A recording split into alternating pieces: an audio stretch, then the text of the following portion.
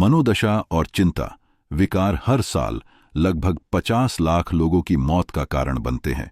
और भी चौंकाने वाली बात यह है कि किंग्स कॉलेज लंदन ने पाया कि अवसाद और चिंता समय से पहले होने वाली मृत्यु की संभावना को 134% तक बढ़ा सकते हैं। Doctor O.F. गोबलेट ने एक बार कहा था कि भय और चिंता 70% मरीजों को बीमार करने के लिए जिम्मेदार हैं। जी हां, 70%। जैसे अल्सर, हृदय संबंधी समस्याएं, लकवा, गठिया, उच्च रक्तचाप और मधुमेह जैसी बीमारियां सिर्फ मन का खेल नहीं हैं, लेकिन निश्चित रूप से आपके दिमाग में चल रही ऊहापोह से और भी बदतर होती चली जाती है। अब आते हैं डेल कार्नेगी पर, जो हमें हमारी अपनी चिंता करने की मानसिकता से बचाना चाहते थे।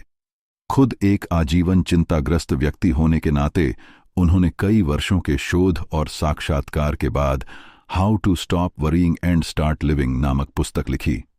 तो कमर कस लीजिए, क्योंकि मैं आपको चिंता मुक्त जीवन जीने के लिए कार्नेगी की दो तरफा दृष्टिकोण का एक मजेदार विवरण देने वाला हूं। जीवन में दो प्रकार की चिंताएं होती हैं। बड़ी बड़ी समस्याएं जो बिना बुलाए आपके दरवाजे पर आ धमकती हैं, और रोज की छोटी छोटी परेशानियां जिन पर हम अक्सर चिंता करने से खुद को रोक नहीं पाते। चलिए पहले बड़ी चिंता से शुरू करें, जिससे निपटने के लिए एक 4 स्टेप तकनीक दी गई है। स्टेप 1, तथ्यों का सामना करें। हां, भयानक से भयानक भी।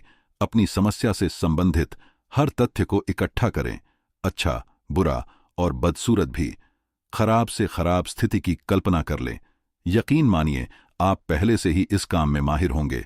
अब इन सब तथ्यों को लिख डालिए और वास्तविकता का सामना करने से बिल्कुल न घबराए। स्टेप 2, वास्तविकता को स्वीकार्य। कोई विक्टिम कार्ड नहीं प्लीज, कोई छिपना नहीं, कोई भागना नहीं, और न ही किसी और को दोष देना। अब समय है कि आप खुद स्वीकार करें कि आपके साथ बुरे से बुरा क्या हो सकता है। तथ्यों का विश्लेषण करें, जैसे कि यह समस्या किसी और की हो, बिना किसी भावनात्मक बैगेज के। भले ही आपके विकल्प अच्छे न भी हों, फिर भी उन्हें सूचीबद्ध करें और उन पर गौर करें। स्टेप 3, बुद्धिमानी से विकल्प चुनें। अब उन विकल्पों की सूची में से सबसे उपयुक्त कार्य योजना चुनें। यह 5 सितारा बूफे नहीं है, जहां आप कुछ भी चुन सकते हैं। यह अस्तित्व का सवाल है। जो सबसे कम बुरा विकल्प है, उसे चुनें और पूरी समझदारी से अपनाएं। स्टेप 4, कार्रवाई करें और पीछे मुड़कर न देखें। काफी सोच विचार हो गया, अब सिर्फ कर डालो। काम करना चिंता का सबसे अच्छा उपाय है। यह आपके मन को दिशा देता है, ताकि आप अपने नकारात्मक विचारों में न पूरी तरह डूब जाएं।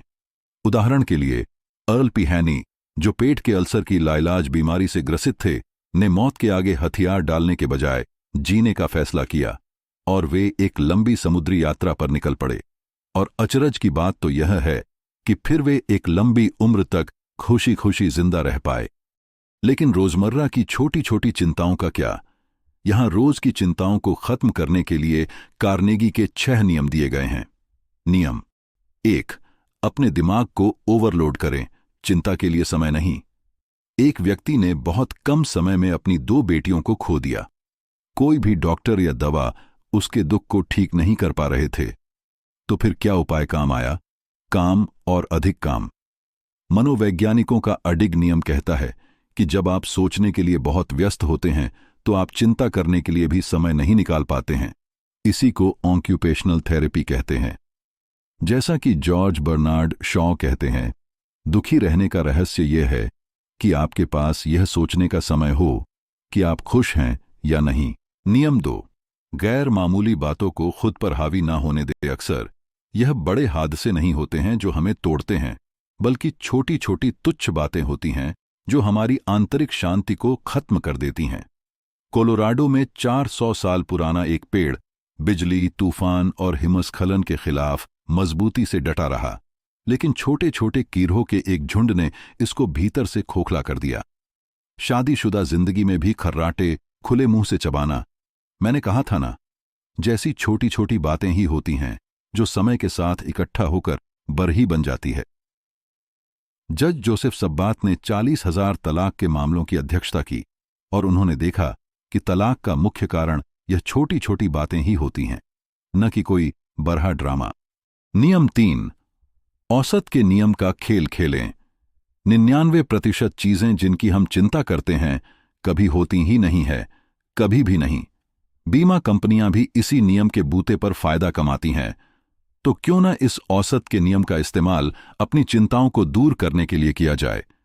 उदाहरण के लिए, जब शिशु पक्षघात का भयंकर प्रकोप छाया हुआ था तो श्रीमती सेलिंगर ने अपना धैर्य बनाए रखा, क्योंकि उन्हें याद था कि सांख्यिकीय रूप से उनके बच्चों के बीमार होने की संभावना बहुत कम थी। उन्होंने आवश्यक सावधानियां बरतीं और बच्चों के प्रति अनावश्यक चिंता करने से बची रही। है ना समझदारी की बात।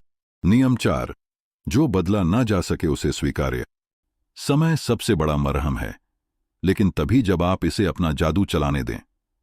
शिकायत करने से कुछ नहीं बदलेगा, लेकिन स्वीकार करना, यही वह जादुई चाबी है जो सारे दरवाजे खोलती है। यही तो सक्रिय होने का मतलब है।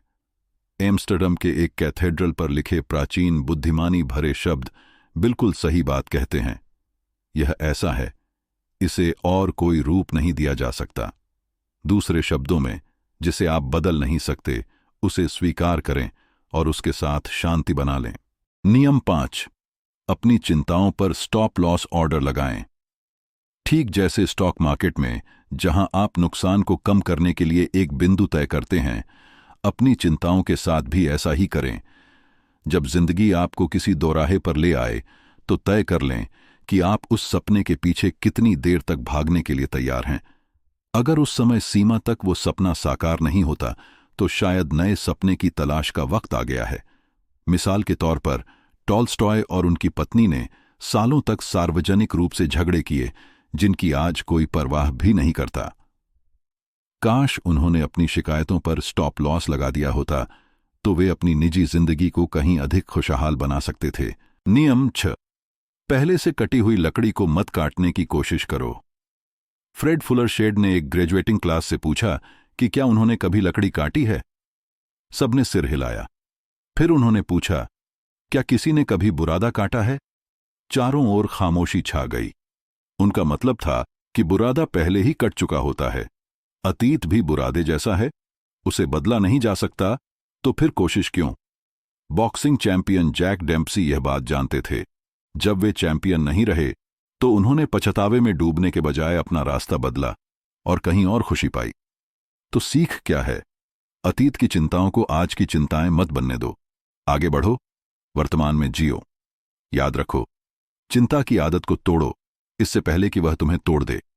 इसलिए अब अगर खुद को चिंता में डूबा पाओ तो तुरंत रुक जाओ और फिर से ध्यान केंद्रित करो। अभ्यास करते रहो और तुम चिंता मुक्त जीवन जीने के रास्ते पर खुद को चलता पाओगे। और समझी है कुछ बातें हमने, पर इस किताब में है छिपा एक गहरा खजाना। तो पूरी किताब में डूब जाओ, क्योंकि जिंदगी है एक सफर अनजाना।